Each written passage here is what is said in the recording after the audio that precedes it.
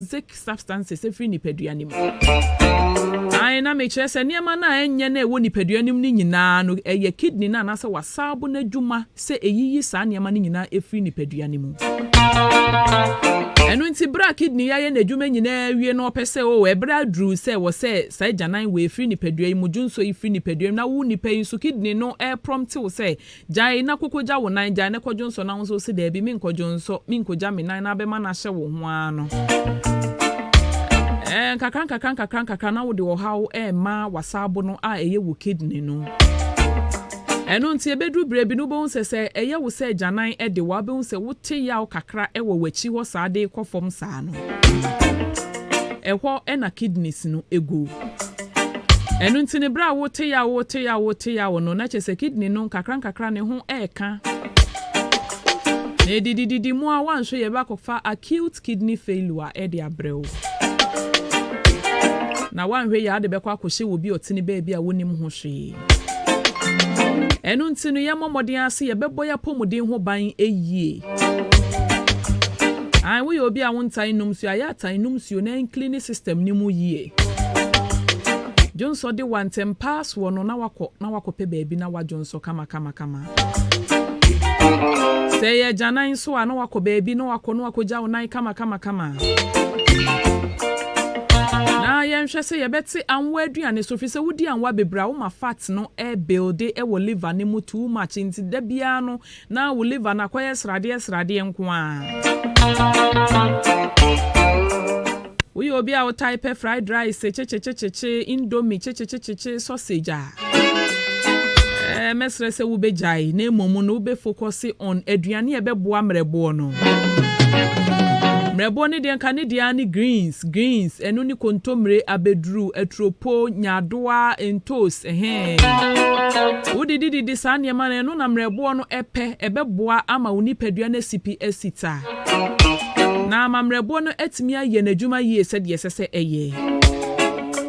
Nemom ni sa niema we sei na da bia soche so na ubehun se ubenya bibia friend fatty liver.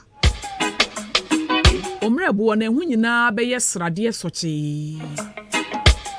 eba site mi kofa ohaw kese e de ba beto unipadua no eso enu ntina me fa akwanya iso asrese yenhwe yedidie mu yie pa ai na mewie no na me kwa akoma ne nso so se opese wakoma no ye very healthy a mesrese ya tidy fruits and vegetables ni yie pa Titu entos any paya ya aba bebre wodwa so yi aya tidy pa. Na tire apples nso eka ho aya tire apple pa yi.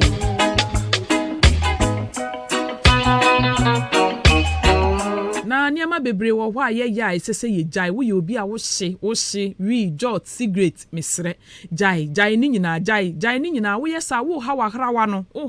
no lungs no we sie na wo twiko mu ni nyina no ahrawa no na wo se ne be kakra no ba kofo ha bebre aba beto wankasa oni padua so na afie nsanu bebrebe apetition bebrebe ne no nso ehamrebo ne yie pa ntimesre se wo ye obi a wo no nsa bebre a wo bejai afi mojanam wie bebrebe obi beto fufuo 1 cedi enam 10 cedis uhu na ma egu aduane so afufuo ni kura de ma uhu fufuo nanim mesre wo skade na nso you eat wisely fi se wa ma waduane anye waduro ebedane aduane ama ai se wa ma aduane a wudi no anye wadura eduro mum eba bedane aduane ama ska bia obenya bia no na wo se wudi to eduro na wo no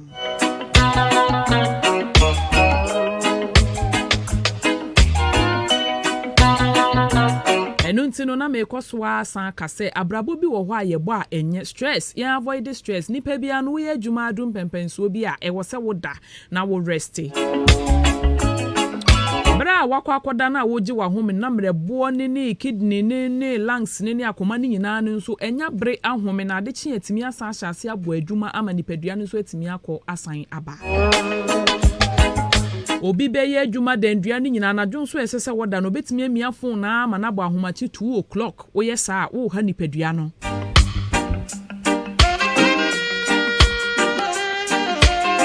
eno nti bomodin asa obema wani akwa apomudin ho yie fi se wonya wiase sika mpimpim nyina na se wonni ahoto wonni apomudin mapa wonni anigye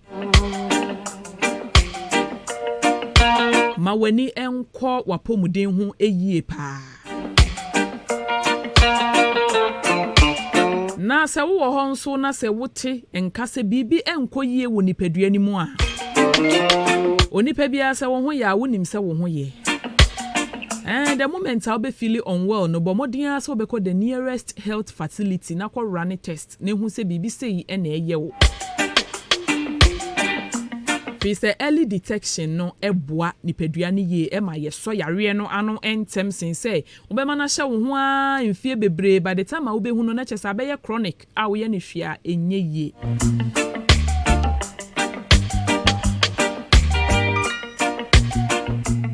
na mesre say ebre bia so abekọ drugstore akoto edro no hwe ne hu ni ye se doctor e na prescribe edro ni seko na kokoto enro ni bi wo hokra wo no ma ekokofa ohawo ebeto kidney no eso esan so kra de ohawo kese ebeto wo mrebo no eso yehwe edro bi ti se paracetamol la de more na wo abuse paracetamol no etimi eha mrebo no yie pa enu ntu yo bi akin bibi ya okito emu akoto para akodrasto akoto para no ware no akoto para no ware gradually o say wo mrebo na na se wo liver no painkillers bebrebe ni nyina broni aka ni nyina abo mo friend analgesics ni nyina no se wo fa ne bebra ekokofo ha wo ebeto wo mrebo so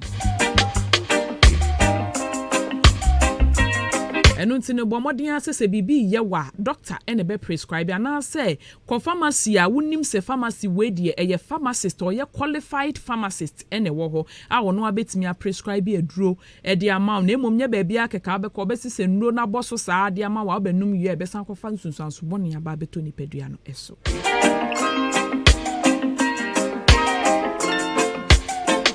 na me kaetie for se dwumedia wasugu so a wutie eye ahenkan apomudin mre dwumedia de bre ofia de bia bra donko abo pepepe de kosise no mienu ebebo so yen WhatsApp any SMS line no 0594841044 0594841044 yes streaming live on so ewo Facebook na ko search for Ahenkan 93.3 FM no capital letters obo ho sa na obehu say ye wo live yes streaming live wo ko na ko hwe na leave your comments any wo suggestion wo contribution na leave ni na egu wo efama yen obetimi so ako Instagram nso Ahenkan FM 93.3 na ewo ho FM ni capital letters nso ko boni sa wo ho obehu yen ewo ho live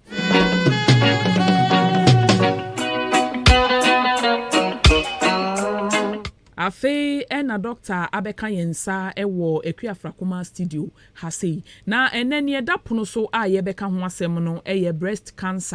breast cancer meche kokram a etonufuom kokram a eto nufuom enu nti no fro obi na obi mfro obi na obi mfro obi na munya mofa mafidie no ento habra ye ba be kasa fa sa kokram eto nufuom yi ehun ye be hwekwan ye fa so a eba ene niam bebra efa ho enu nti no yenya doctor Kwesi Afo a oda organic herbal clinic ewo Old Town ano ewa ha sei a ye ne eba be twetwe nkomo yense mere nem se bre no ekodada nti yense mere be ko studio bi ni akoma doctor akwaba doctor me pa cho me ma wakwaba fachami beto traffic mu obeto traffic mu ai doctor ye de acha odada ene de ye da siye pa so say wetimi atutu mrika abeka yensa sabe ene ne da pono so no breast cancer okay breast cancer adoso na so obi okra wate woni ma de koro ewie ya me bana me ka che bra bi say ene de kokasa fa breast cancer unti wo say no so ne de inti doctor kire mu e de breast cancer obi bi say breast cancer ne den okay ebia so be menti nti obetumi banse onim yada ewrade asin shiranka ewrade na asin ka ewrade breast cancer breast cancer kokram anase a hobby a eto emano endufumu okay na this kind of cancer anase yare we no se to ndufumu a enho nsam bebre okay etumi ma wotia nkoyi a yetumi twa anufo no e di firi ho okay etumi so ma wotia nkoyi a yetumi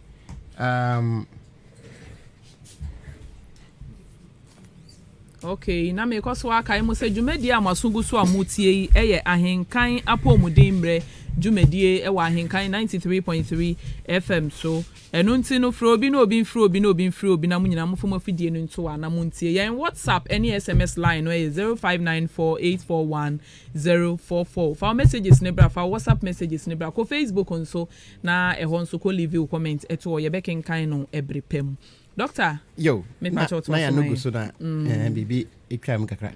Yeah, se eto unufu mu anase oye oba anase oye bema anase oye desani na yare we bi eto a eye ohaw kase oye hakase na ama yetwetwa emba no bebre enufu ato agu na oye oba na wotnase ene komodi ayedi wanfa bi anto kotogi no ambo nufu ho ban na wotnase na yekutwa unufu a na wankasa wahaw ho wahaw aware because bema de oba gredem a the first na ohwehwe ye nufu no ansa na afi ode ne aka atwa so kise bia bema onim adwene ne so yi enti I say oba bia ye careful na bema do redem na se nufu ne ni ho no ma na ode ne second word and I say foam na obra watare a obehu a afi bo se obekata nani aye no be yowi a na onfra wo bim na wo ye ne yere afi bo se ode nani akira bonten intimnia ne ye ka no ehu hia papa breast cancer eto enufuo mu ye wo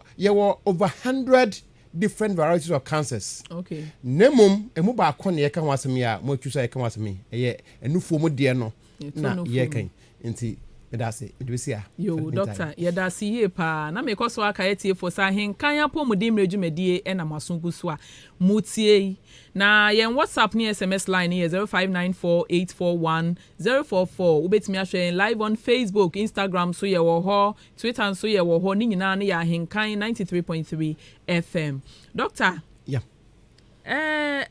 Breast cancer emi sempen pi no aya na ye se ma pe na ye omo emema nso timinya breast cancer. Yes. Na mema de no so se ma de no. Ne mo mema de no so tumi sabe eto ye ano ye kan se kra ano ye bia ye gyan ye nine fa no. Eno ne ye rectal cancer but it say breast cancer na nkasa no nufuo mu kokra no. Okay nufuo de okay nka me no ye mfanto ho watch ma ba de amam samra ho bema so nya breast cancer na mo de na ya na enoso te say nia emma nya cancer na we hope some say be ye breast cancer na say cancer in general American cancer in general nipa ba kon wu every minute from cancer okay we are nyina okay me kasa ye betena be 5 minutes abe nipa numawu na yesi bia wunya anya na ekun start na afie du bebi na ginsem a afie na nipa ba kon wu every minute ne yete say nipa 3 million enya cancer every year. Wow. Nipa 3 million into 3 million nyan this year another 3 million nya say that's oma one hwe year yendi emra natural law yendi so no na omunya into wunya so a nipa out of 3 million and I say out of 10 enya cancer na possible say nipa emu 5 pe and emu 4 pe na betumi survive. Okay. The rest eventually some of them will die. Okay. Yeah. Okay. Yara ehu. Okay. Now doctor Ampacho dey na kofa sa breast cancer iba. Yes. In the ade cancer eba there ebebre one is environmental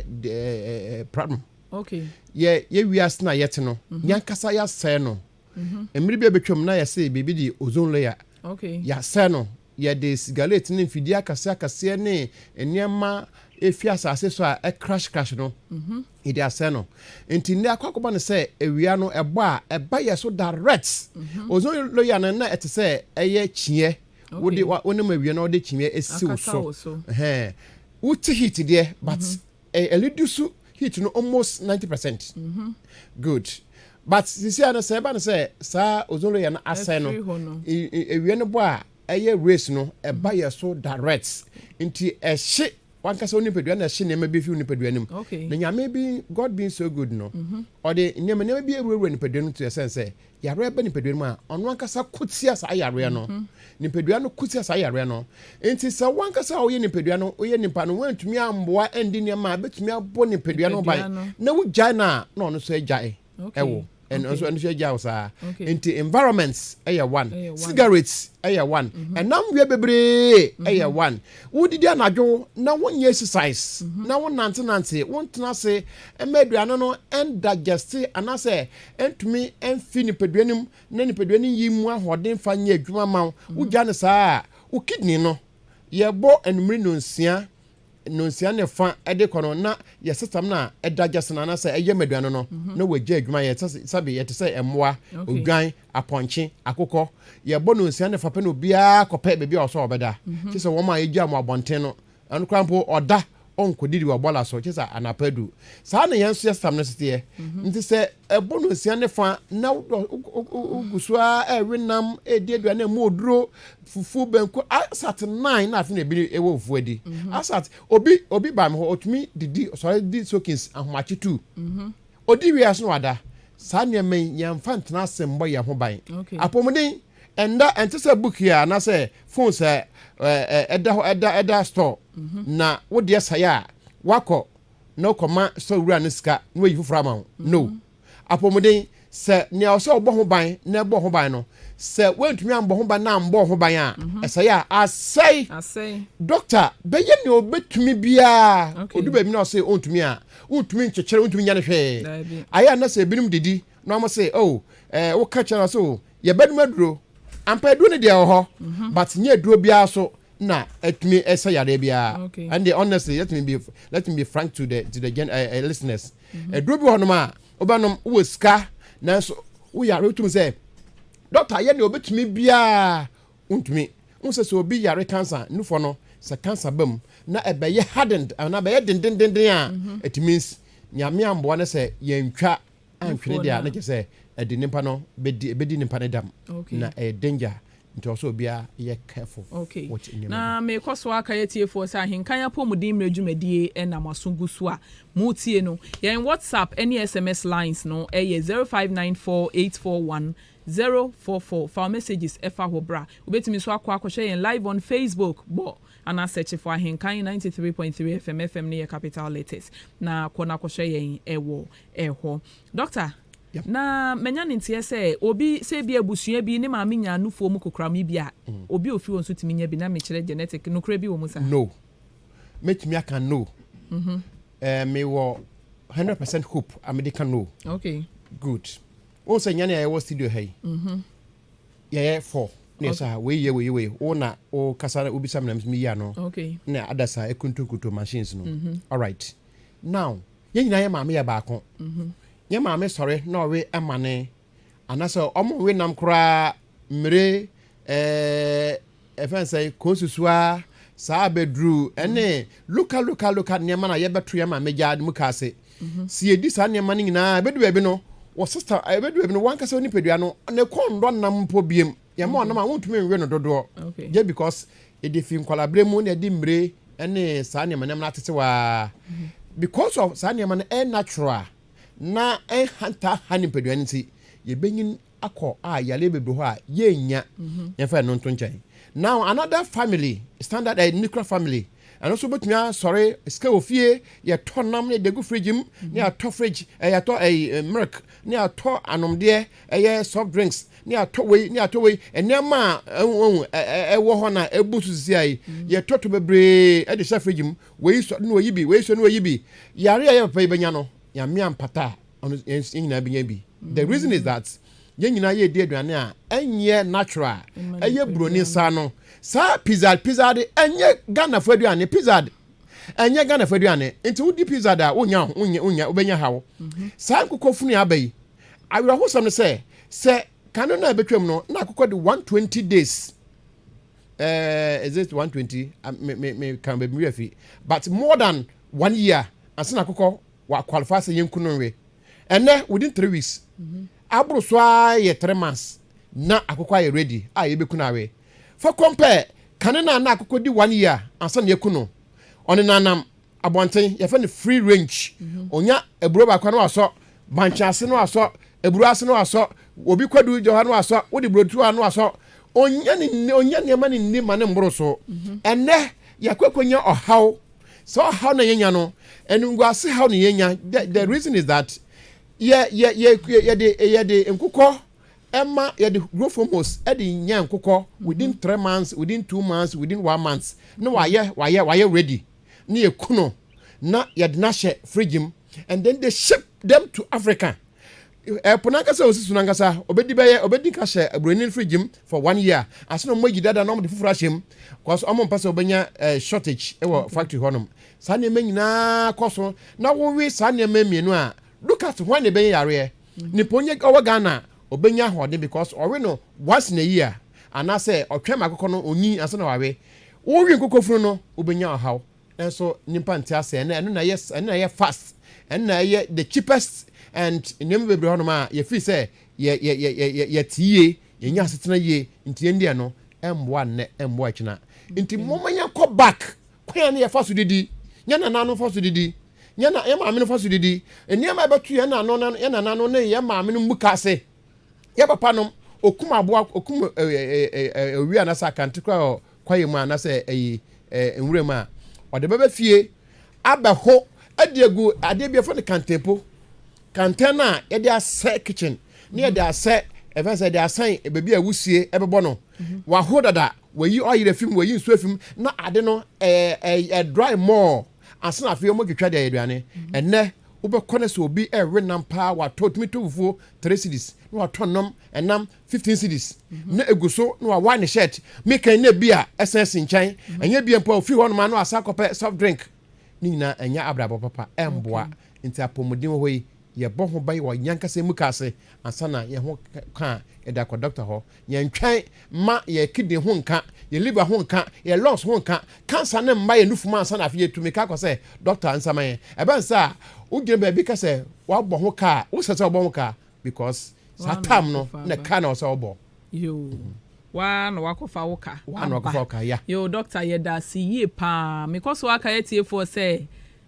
Ahenkan ya pomudin emre dwumedie ena wasungu so a wutie wa Ahenkan 93.3 FM so yen WhatsApp any SMS lines no 0594841044 yes streaming live on so e wo Facebook kona ko search for Ahenkan 93.3 FM no capital letters na bonisa ebeba fefefe ama wa share Instagram so ye wo ho nso betimi akọ na wakwa ko share yen ewo eho doctor yeah entempa so no na ye bisa say den sunsanso na den de obi wo ho a ne nufu ne kura bi ye ne yabat de ye no nonim say breast cancer nti ye mo bo signs and symptoms no sunsanso e de bra wo bi enya sa breast cancer yi. Very good. Now I was expecting this question. Ye wo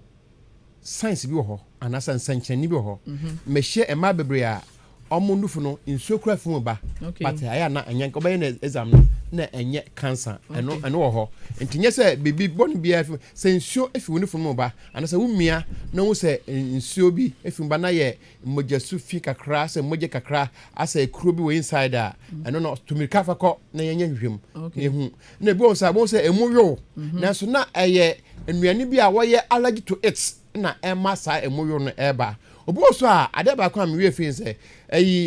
wankasa wo hwe ho prescribe nduro ma ho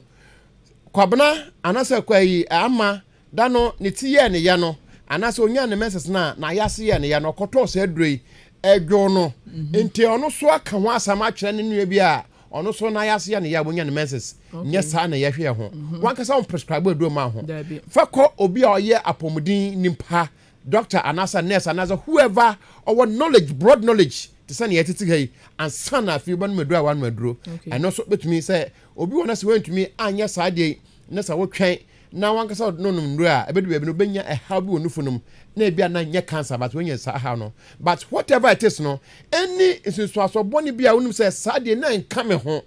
saa ade a me hu na me hu saa na mo we me a me di 18 years de ba me be di 40 50 years na me hu yesisi e ba ne say to me ka fa ko mentna se mo bi nkan se ko we adwe na wo de tutumrika ka ho a tutumrika ko hwepo e ka ho a be yadwuma mama obi nka se wo yam bidie na wo de efra na wo de yeso a e be ko dabi go to apomeden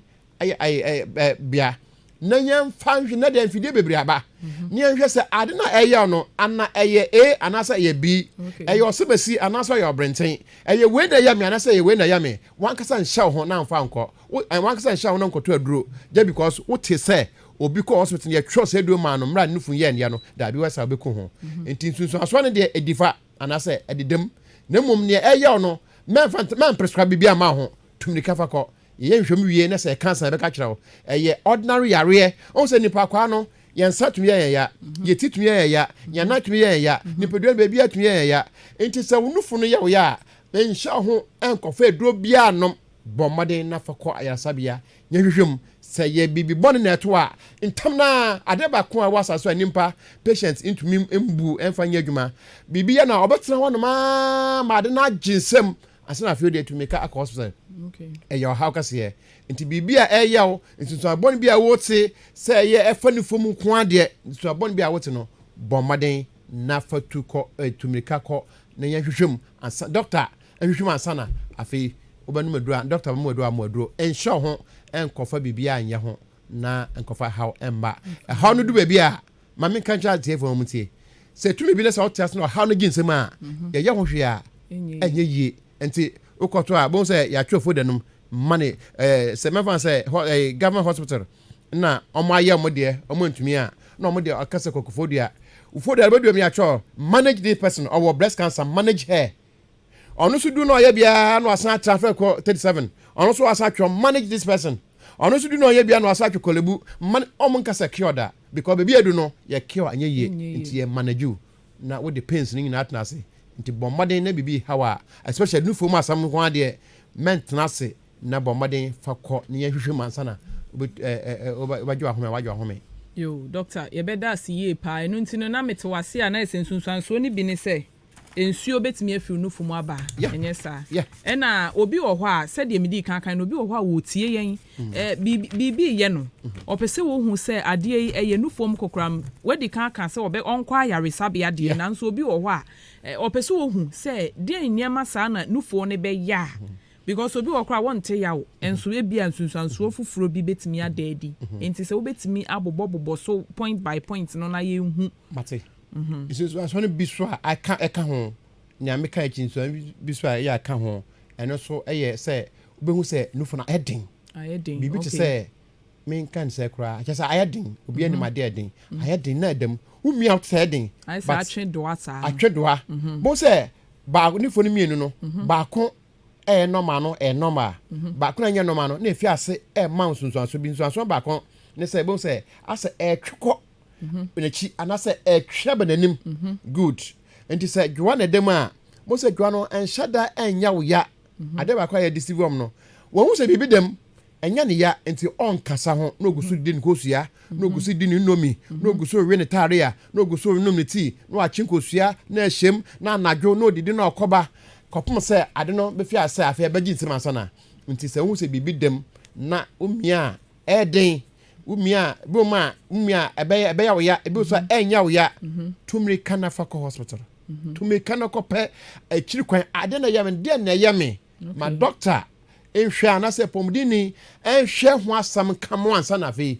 o jama naka enti eno one of the signs are anase example mema no me pacho you me da siye pa me ko so aka etie for say Ahenkan ya pomudin mredwumadie e na masungu so a motie no yen WhatsApp any SMS line no ye 0594841044 doctor me hu se dwada menufum me hu se menufu ahono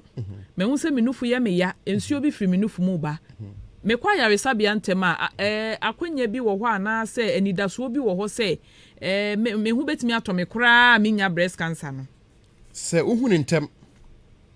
na kwa akwanya ho ma no 99.9% se me hu betome kra okay se bia na ma menka we nka ho ebisa we ntima menka we nka ho okay ni pedua na kasa nyame de ma ye no every 3 months bia no the new cells no ewu and I say old cells no na new ones abesi na 9 okay into si na 9 a na ono so ye n'adwuma 3 months na say after some time no dada no so aba no so awu na ne aya na esi ni say e bia na wankasa wutumi mboa woni pedua no ema o ses no enwu na new ses no ntumi mpushi emma enti old one no ebi wuye ebi enwu eba sa na dwo ye na kofom afi na aka ho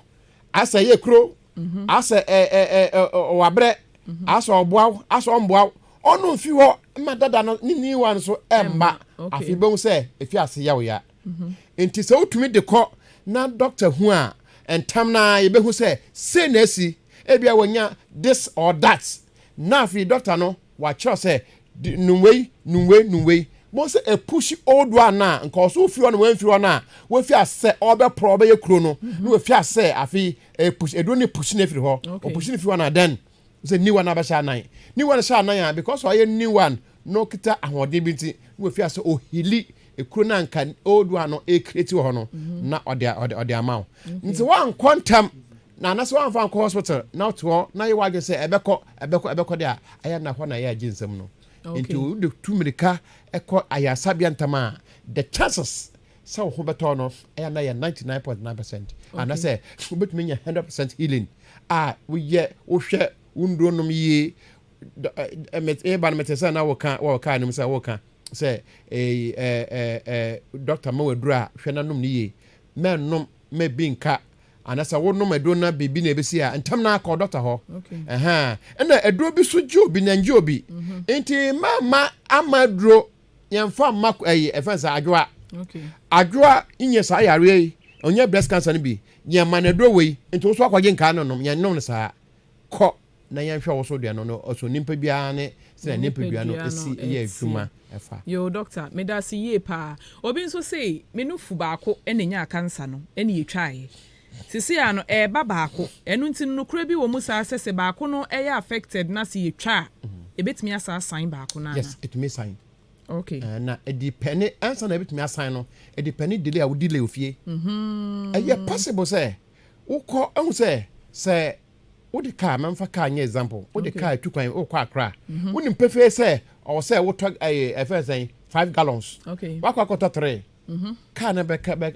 jokwam na even answer na ebeka kwam kra no obedi kan aka cho say me petronasa to bigum petronasa wo share filling station wapa ho wo say wo the next one wo say share another one na kan ko na order so man warning wa so light bi so obama wo sa obedi baby no afi de onko biom wo ye ho hwe anya ye na so ogina the same thing sade no to anaso how na ba so ofie na wan tutumre kama nya hwe ntam na wadwe se be konti wodi tifie na anuane anasa niam wodi ya na ema sa yare ba no ugusu di a danger ebacho bibidro timisa breast cancer yes nyame ado bido cancer na be mu na nufuo no edru stage sesi etwa bibidro timisa ye wo stage se bantantantantama ye de aproya ho kasagasa nase na de wo banu ansuo no na wode bibia from na wode asrasra so ebe na ebe yire film no ye wahu ni ntem no wahu ni ntem no na se ye kro pacha ke se ye de niam bi keka ho na no mitumi nka ewa ha because obi be misuse the information ye kro pacha na eye war eye ntokwa no oden ntina ye tufo se mentrase mane nye kro anasa enye white enye kutu enye se bondem asa wo de tumirika anasa wankasa wotena ase wo de nsu aya nko ansa na fe wo de aba dabe entam na ye na fabra na yensi na bibido ye we bido aya apple ya apple say ye abrofo apple say ye bifo apple ya apple agana hagra apple ahodo miensa ye ba ko na ho kase pa ne ba ko ho smooth ne ba ko bi so minim kwinu minim ne different no eno so asa ho ye kasa krabat eno so ne suban eno kwa de nya common apple miensa nyina na haban ne roots yetumi de sa breast cancer make say cry me titi ba ko okay aya mama akofa bi abrame okekura sansa na akofa bi abrame am me titi no but the grace of God meaning say ne ho beton because baby na wo no improvement yo doctor ye beda se yie pa na ye gina we sunso asan bisa se ye de nye yare na ye beka keke ye mom ya kan we nyina na asan hwe kwan ye befa so a ye besi ano ho ekwan enu ntini den ye be ye de besi sa breast cancer yi ano ekwan na me ka ye tie for se ya homa trofo no Vodafone no 0201 944485 MTN nso 0554 820 910 0201 944-485 0554-820-910. Doctor, preventive measures. I'll say nipa deseni so your bow so bema. Opasa obonu for ho ban a. Bomade na hwe di dem ye. Okay. First, jot bebrebe man ya wagen say we bema nti cancer to me yaw. Sho jot no. Hwe won chine die, hwe won nam we, hwe wankasa ukọ bi dem a ohun so bi nam a abonten a oye feyie. Wa tonatare neat. Ba wokọ ne dem no kọ hwe bi oda aba ense sane nyina betumi de hawa abrani pedua no emu ba ko breast cancer. Na mum ye kan nyina na ye bedi besue no nya oba na ebeka wachi kra ye breast cancer. Breast first edidie sorry. Edidie die and they say one should dem ye dia or how abenya no emu eye infantefo say oya patal kasa enti se pese ye bo ho ban mane makra dia edide ye first na anom dia doko yes very good and drinks na was asses no and I say the whole world no yemfa who say ya twa orange and your orange o and ye kuto na wonu chibi enom no na ye da sa anom dia na say orange drink no eye carbonated eye sugar na ye di nsuo afra inti se wota no nom de to nom 1 cedi 2 cedi 5 pesos 3 cedi tonom bo wa se kokonya hawa afide ube kariska wo maye bagim na ode kotua ka no wa pre na no krampo no nimpa tanya emufo na ho betumi atomo nti se pese ye boye ho ban afi breast cancer ho de a edidie ye first ana gididie enam wi bebrebe angwanam brododie kra bebrebe kra potumi de how brain pedua no because esimeduane bia eno so won nsusu aso bone ewo ni pedua no so nti yehwe ho yie wo ye didim yehwe jot num yie yehwe yensa num yie say ya peteshi say ye hwan say ye hwan no matter the dia de atoso men ngirindi ebetumi de how ade abrane in terms of ye can breast cancer mo asam ti nimpa nye careful wo didim bibia be fi wonum be fi first we table so akwa wo yam bro ne say make sure say it's in its original state eduani bia betena se te obetena table so woody say wo plate him say wo haban mu say wo cup him make sure say eduani kro no e its original state say ye tea na wonom a wanka sa twitwa haban glasses and say lemon na nua na fa ye tea men konkoto ne ye de ne ma afrafra aye carcinogen already aye embenye cancer cells no already wom hwaniye say ye nam na wo wi a emma ne ye de growth hormones na aye no twom de no dabi amanfo didi ye ni de na edie nti otokuto na enda obeto atwene da obedi wo hwe otumi na wo hwe bema pa na drinker onum a ase sabe onyebusia wasase so wo hwe bema drink nkosia enam wo hwe odia mane ka no okani padua no ase sabe ni tini ho mewa wako school yo doctor ye beda siye pa na mekoso aka etie for sa homatrofo no 0201 944 485 and answer 0554 820 910 0554 820 910 obetimi afre abadwumedie so wo asembisa bi wo contribution bi ni nyina obetimi ede aba doctor madam ehwehwemu bi eba ya na say study bi ba ya kire say oba bia asabi ni kunu ede ne nufu no ede agose wonum se wo ede anampo se oba wawo na abofre no nufu da no sankofo no omunye prone to getting breast cancer yi no kurebe ne wo musa sisubiem means me question is subiem say oba wa breastfeed pain o ma abofra nufu pain anampo so obi wo kra won woda nanso da bia no ni kunu na ne ho kafo no ede ne nufu no edi agrosa omo sa no akwanya so omo benya nufu mu kokram no e wo fom no kurebe wo musa very good When we say a man for buy a wa, you trauma for say, Oka, Quadaye or bedroom, and as I would demo, na massage uniform, a form of examine the breast, say, I say baby room, if I not to change. Now, Aquala and Nufua is the same as on massage. Anything on massage be asked, no, a crema the secretion, I was at the criminal, a new flow ye, if I not to change. Now, if your husband, if it were to be your husband or your boyfriend, because and also come home. Now, all the Unufri diagra for the fact that Mube diagro, agra a deeper than a nufono. Into Ofia said the Nufri diagra in some way, no, he is massaging the breast for you. And the Bema so a num nufwa, I don't know, say, Obia Timos, the Bian there, Ebia for being Yandana. Bema and num nufwa, or noon say, Ben your home. Or the MC Viabo. Oh, I'm here now. Where increase it? People's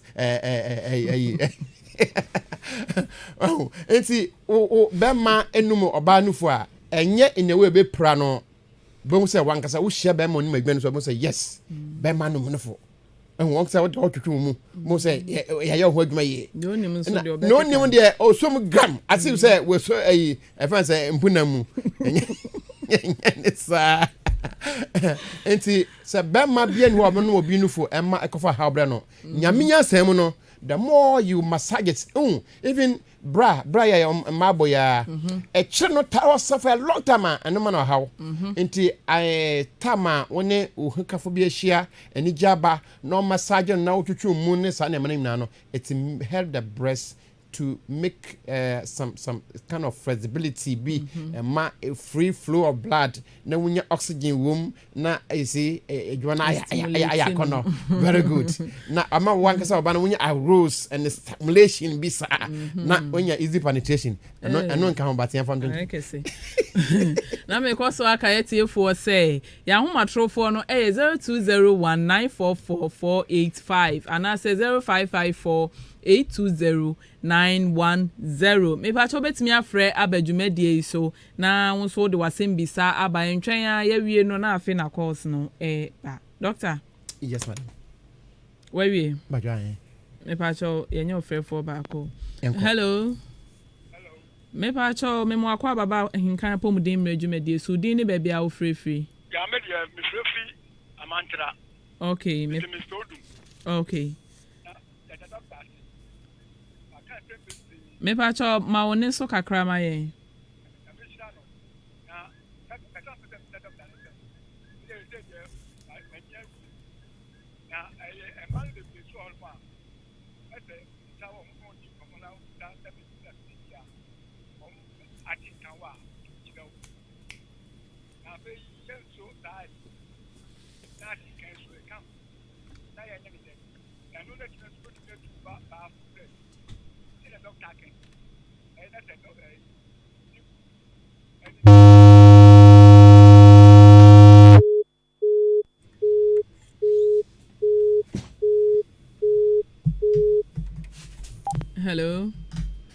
Hello. Me pa cho me mo akwa baba Ahenkan pomuden mradwumadie so din ne ba bia frefri. But friend Isaac, I said Piapetia. Okay, me pa cho mo asembisa ne nkoma yen. Father, you person beside cancer no like unu we oba unu funu me nu na betime nya no at the same time. Okay. Yo, me pa cho da se se ofre ba dwumadie so doctor be you no emrepem. Father. Yo. Hello, me pa cho me mo akwa baba Ahenkan pomuden mre so din ne ba bia ufrefri. Oh, ma pam ju so bulu. Asanefo nyina mo anim ba akopeni. Atma sene ma tedi school junction na mbutu kuma de. Me pa cho you, pa cho mo asembisa no enkoma yen. Awia de mo acheche no ma yisia no ma so kama. Na de me tase bisa se breast cancer no. O se me man so onifu ni bi oni bisa se be ma de so betia atum. Me pa cho you. Na se na me man yenya ebi ntintu onifu. Na mbese mbita me pa cho you mo boduma pa mo nya nyadwuma ye da siye pa pia o ye da siye pa doctor Yes, say asembisa mienu na aba. Miensampo papa no odi kan no se de wo kan no say na ne kasa ne wo fom but se meti ni ye a wo se futu a wo main obi wo hwa e bi ono kro ye panin no wani but okofo oba na e bia wo ko ne nufu ho a ya na ase ma na bi wo ho mo mpe enu nti obi ono obetimi atu ne bafo se bia de wo kan o hia be ma o ma be ma ne num ne nufu ana bibisa. Very good. Nti Mr. Odum. I amantra. I'm say do na man say no bibi nti entumi antindi nti yes I watch them. Me to me ma Mr. Odum go ahead so on training mba ofie but say ye dinya mesem bebe ma train a child the way he should go so that when he grows up she will not depart from it. Tira kwala no kwan ya so ofa so se na be ye onyi a on te ne ho mfiri ho. Se obaba when training no and so one nankasa amfa ses ho obema for be kire no o kire no be in practicals enti senke ba ya na wenyi na otumi ne ne maba ye free nkwade a enka in some way no on educate omo na ebebo omo chense be ma foforo be yama no be ma foforo be je agya na dwuma ya be wan asa kofa nyinsen abra no enti nka man mfare onye mano odru stage a wadu teens mo a wotimi educating na okay me kasa maybe na youngest be if school on ba me ho and I educated them about certain things on bisa me nti otumi educating na yahwe etumi boa na ba ko so fra fi akotia so obetumi enya breast cancer no be ma betumi also obetumi enya breast cancer no wonu fo mienu nyina mu yes obetumi enya breast cancer no I don't know say metini dey asata na bibinti o see cancer no ebetimi affect no fo mienu ni nyina at the same time yeah ebetimi normal ni ama ihu ne de aya na entumi enka nchi mienu nyina mbom etumi chiwei ewuma na aba wei nemo say be chi mienu nyina bom no endo menta na sa very good na sa che nemo ebetumi achi nso mienu nyina bom na misa ai tell ni so free asane na ono so so say mema betumi nya cancer na eye no krepa bema betumi nya breast cancer sorry mema betumi nya breast cancer eye no krepa bema betumi nya no bisa say na ebe de ne aboho e ban afiri ho ontie nchechechechei na betumi aboho ban afiri ho. Okay yo doctor ye be da wasi ye pa enu nti no o final words na wachia nipa mienu nse ye bre no ya ye be ai se obi betumi etna se wonka onya breast cancer dia ende onhwe niema boss no ebi ye didie ebi ye namwe ebi ye jot ebi ye nsanom ebi ye niema bi a ensam fata emboa eno yesa obetumi enya apomden anasa wetumi abo enufo no ho ban se wentumi amfa natural laws no anya dwuma yakopon bo wiase no ode mra na boye ndo pasa wetumi asomdwe a obedi mra no so se wendi mra no so a emran mu how benyaw nti omanfo nya careful na omohwe modidim especially anagwididi enam we bebrebe ensanom basabasa jot no basabasa enta emboa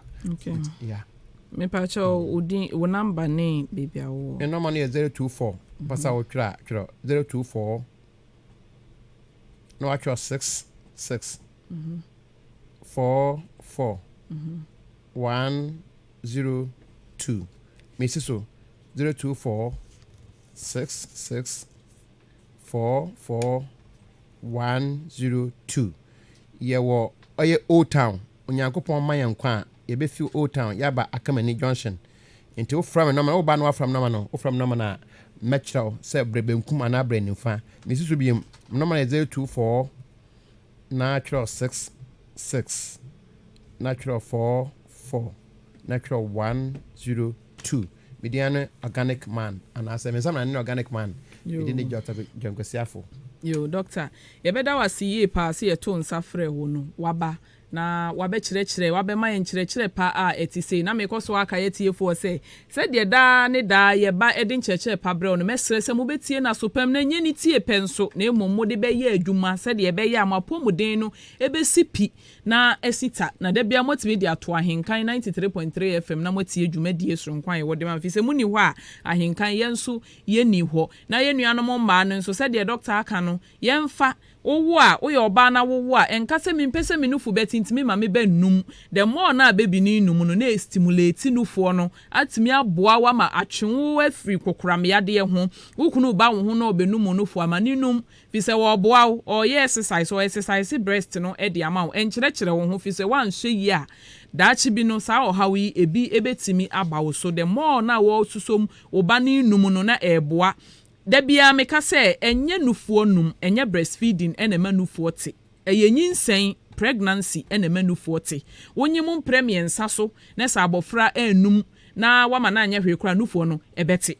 enu nti nufuo de woye den naturally ebete nti ma abofra ni num na jai se ye wo a na ye jai se ye ma abofra ni num ne ye totoko nkomu aduane de ma nkwala na nufuo yi so anyankopon nyame anu aduane hyeda wo mu no na esensen wo se ye ma emofra no enum dwumadi amasogu so amutie ye ahenkan apomudin mre dwumadi ye de bremu fiade bia bra donko abo pepepe di kosise no mienu ebeboso me a me di dwumadi hu chia me media ne radio ness erabna me producer obo me chidom so ne dia ne kwaku anim kusi buadum me chia Old Town Chips Compound fuo enyina me chia Auntie Maggie Margaret Frimpong Calvary Methodist Church me chia Masalo wofa omunyina Methodist ena omo wo Filemon kwa Chifetko otokoko omunyina me chia monyame nhyira munyina ye de besi ha dasene ye besanso ehia bye bye akobatunie sabe besia kwa tima ire bia me duru Eastern region